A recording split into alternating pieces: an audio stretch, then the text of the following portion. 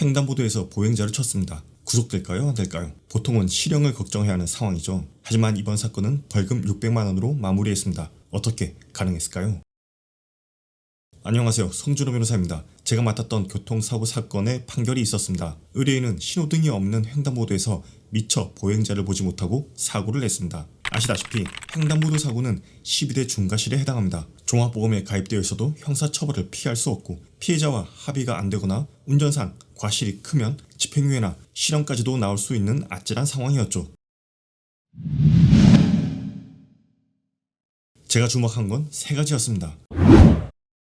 첫 번째로 사고 당시의 시야였습니다. 당시 주변 환경과 조명 상태를 분석해서 피고인이 예견하기 어려웠던 사정을 말씀드렸습니다. 사고 당시에는 밤이었거든요. 밤이면 앞이 잘 안 보이잖아요. 그런데 보행자가 군인이어서 군복을 입고 있었던 것이었습니다. 이 점에 주목을 했습니다. 군복을 입고 있으니 잘 안 보이는 것이었죠. 때마침 반대편에 차량이 많았는데 우리나라 차량은 대부분 어두운 색깔이잖아요. 그래서 차와 차 사이로 나오는 보행자가 잘 보이지 않았습니다. 군복의 은폐효과 때문이죠. 판사님께 이 점을 집중적으로 말씀을 드렸습니다.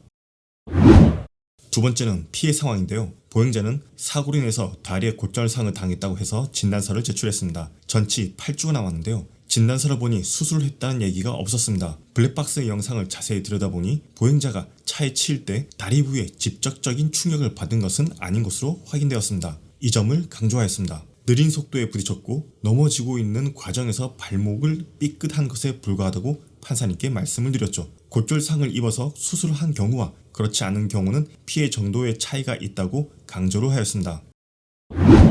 세 번째는 재발 방지와 합의였습니다. 먼저 의뢰인이 반성하고 있는 태도와 재발 방지를 위한 구체적인 노력을 하고 있다는 점을 재판부에 전달했습니다. 합의와 관련해서는 보통 합의가 원만하게 되는 경우도 있지만 서로의 감정이 격해지다 보면 합의가 어려운 경우가 있습니다. 이 사건에서도 의뢰인과 피해자 사이의 감정이 골이 깊었는데요. 양측 원만하게 합의하는데 도움을 드렸습니다. 저의 변론 결과 검사가 징역 10개월을 구형했음에도 불구하고 법원은 벌금 600만 원이라는 가벼운 형을 선고하였습니다. 교통사고는 한순간의 실수로 발생합니다. 하지만 그 결과가 평생의 전과나 실형으로 이어지는 것은 막아야 합니다. 교통사고는 기본적으로 과실범위이기 때문이죠. 사고 직후 초기 대응을 어떻게 하느냐에 따라서 결과는 180도 달라질 수 있습니다. 지금 비슷한 상황으로 고민하고 계신 분 있다면 혼자 앓지 말고 전문가와 상의하십시오. 오늘 이 영상이 도움이 되셨다면 구독과 좋아요 부탁드리겠습니다. 지금까지 송준호 변호사였습니다.